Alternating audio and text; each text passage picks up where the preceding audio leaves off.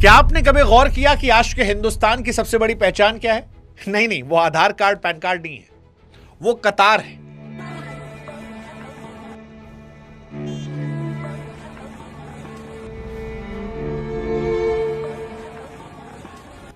देखिए, हम विश्वगुरु बने या नहीं ये बहस का विषय हो सकता है, लेकिन हम लाइन प्रधान देश बन चुके हैं, इसमें कोई बहस नहीं है। मतलब हमारे देश में स्कूल से लेकर कॉलेज तक, अस्पताल से लेकर रेलवे स्टेशन, बस स्टैंड तक हर जगह कतार है। हर जगह सरकार कोई फैसला ले ले नोटबंदी जैसा तो कतार है, दुनिया कोई आपदा आ जाए कोविड जैसी तो कतार है। कतार ही कतार है और इस कतार को ही हिंदुस्तान ने समाधान मान लिया है। और यही वजह है कि जब ईरान और इजराइल के बीच में युद्ध छिड़ा तो हिंदुस्तान जो है एक बार फिर कतार में दिख गया। इस बार कतार गैस सिलेंडर की। और यही सवाल उठा कि यह कैसी विडंबना है कि एक हाथ में 5G स्मार्टफोन है तो दूसरे हाथ में उसी देश में एक गरीब मिडिल क्लास आदमी 14 किलो का सिलेंडर कहीं कंधे पे लिए तो कहीं सिलेंडर के ऊपर बैठे पिछले 3 दिन से तपती दोपहरिया में अपना इंतजार कर रहा है।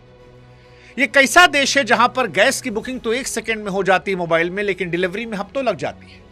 जहां हमने उज्ज्वला से धुएं से मुक्ति का सपना देखा, वहां पर गरीब आदमी, मिडिल क्लास आदमी की इज्जत जो है आज सिलेंडर के नाम पर सड़क पर क्यों नीलाम हो रही? लड़ाई तो इजराइल, अमेरिका, ईरान की थी।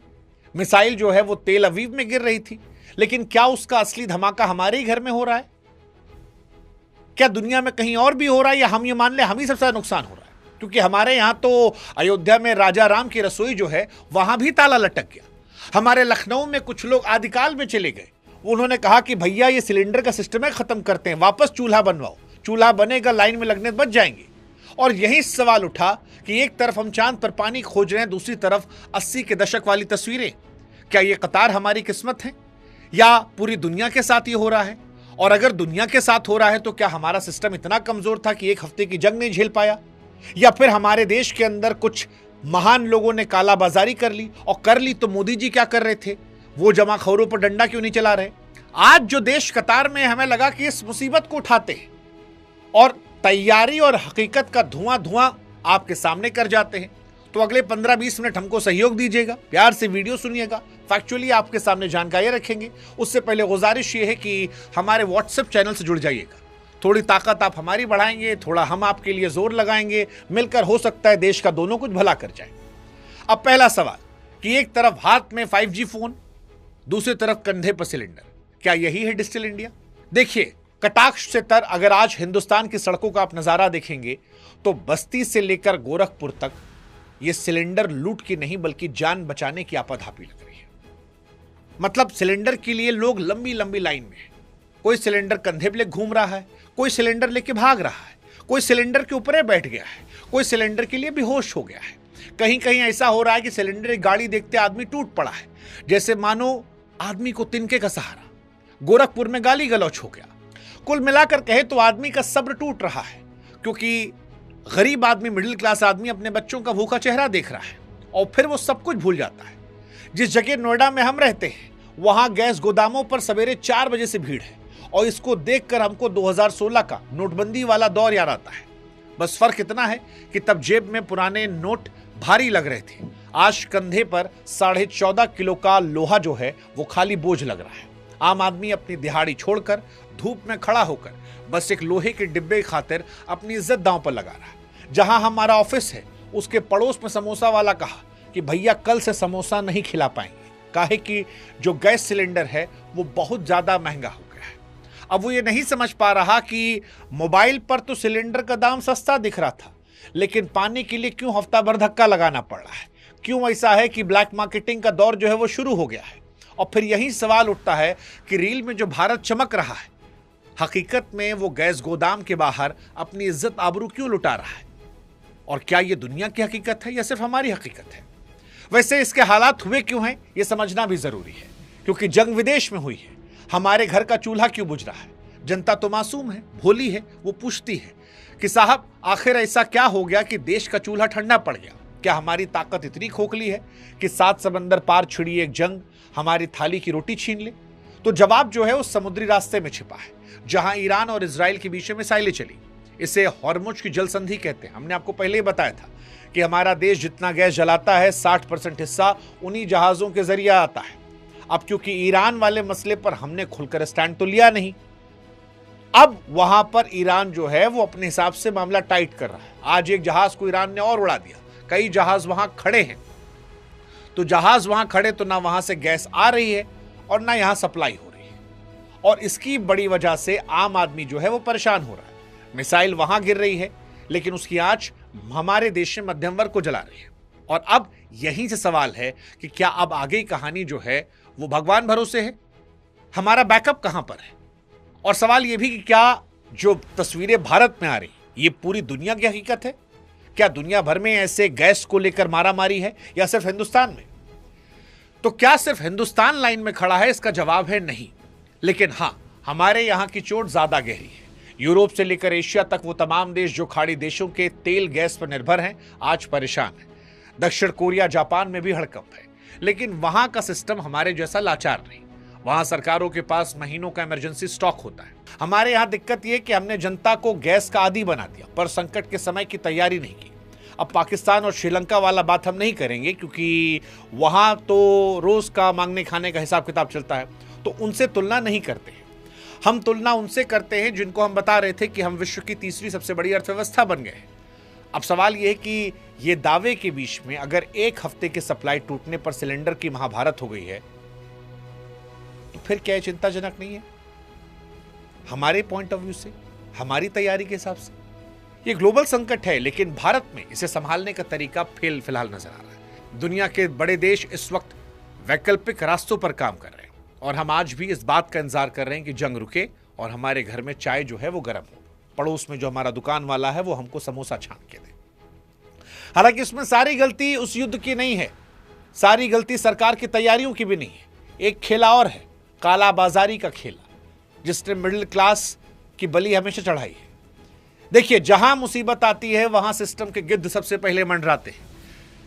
गैस एजेंसियों के पीछे का नजारा देखिए, बाहर बोर्ड पर लिखा है स्टॉक खत्म है, लेकिन रात के अंधेरे में वही सिलेंडर 2000 से 2500 में ब्लैक में बिक रहा है। ये काला बाजारी अचानक नहीं है, ये सिस्टम के उसी छेद से निकलती है जिसे भरने का दावा हर साल होता है, जिसको लेकर कहा गया था न खाएंगे न खाने देंगे, लेकिन ये लोग खा रहे हैं। ये लोग नोटबंदी में भी खाए थे, पीछे से पैसा निकाल के। ये लोग यहां भी खा रहे हैं और इससे सबसे ज्यादा प्रभावित होता है मध्यम वर्गीय। देखो बाबू, अमीर को फर्क नहीं पड़ता, वो ब्लैक में खरीद लेगा। गरीब आदमी अपनी किस्मत मानकर बैठा है, उसको कुछ नहीं मिलेगा, वो कंडा लगा के जला लेगा, लकड़ी तोड़ के जला लेगा, थोड़ा बहुत खाएगा, मस्त रहेगा, बैठ के गप लड़ा लेगा।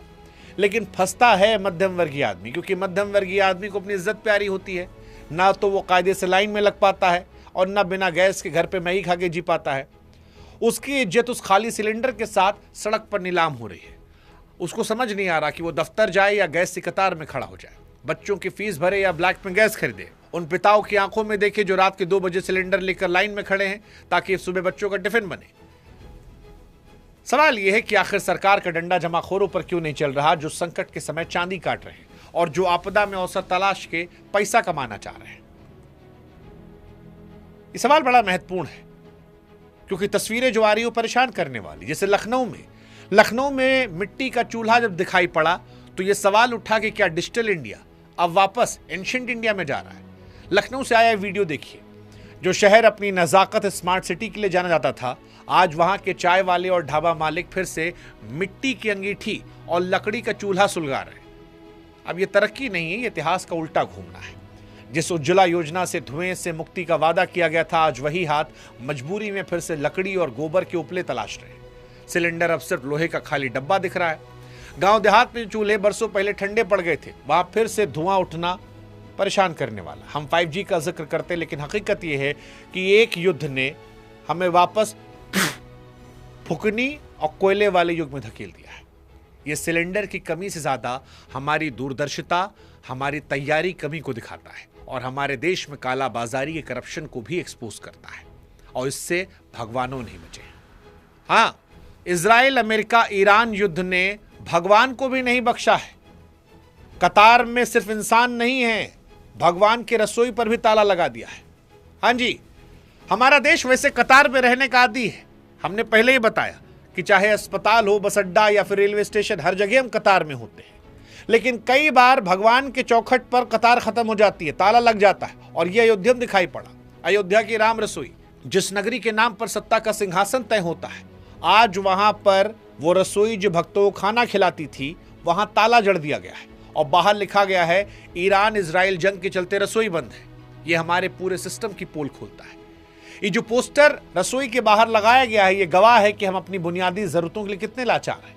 राजा राम की नगरी में आज जब गैस की किल्लत आई और भक्तों का निवाला छीना, तो फिर मन में सवाल आया कि बाबू सब सही तो नहीं है।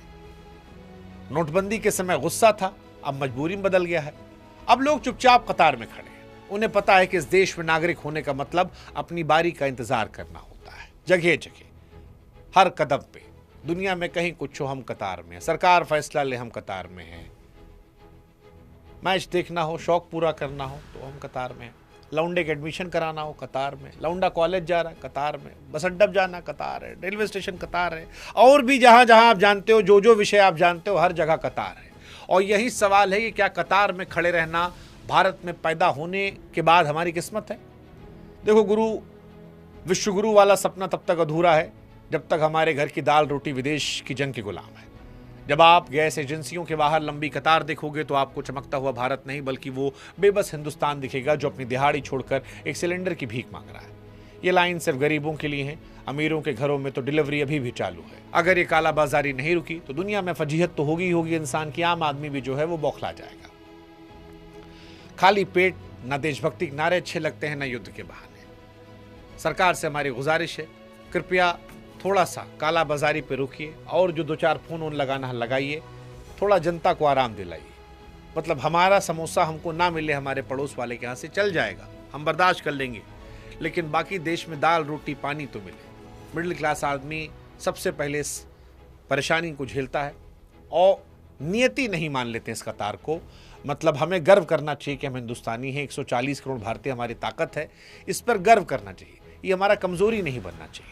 उम्मीद करते हैं कि सरकार इसको समझेगी और कतार से निकाल कर चेहरे पर मुस्कुराहट बिखेरेगी। कैसे बिखेरेगी पता नहीं। एक हमने बता दिया, कालाबाजारी पर रोक लगाएगी, क्योंकि अभी भी हमको लगता है कि उतना समस्या बड़ा नहीं है जितनी बड़ी समस्या कालाबाजारी ने बनाई होगी। और उसके बाद मिलाइए फ़ोन रशिया वाले को, थोड़ा चाइना वाले को भी, थोड़ा सा ईरान वाले को भी, कि बाबू वो थोड़ा सा छोड़ो ना, हमारा आपका तो पुराना रिश्ता है। मतलब इसीलिए शायद रिश्ते बनाकर चलने चाहिए। उम्मीद है कि हमारी विदेश नीति की ताकत का असर दिखेगा। तब तक मुस्कुराइए, आप कतार में हैं, मुस्कुराते रहिए। आपकी नीति हिंदुस्तान में पैदा हुई, हम कतार प्रधान देश हैं।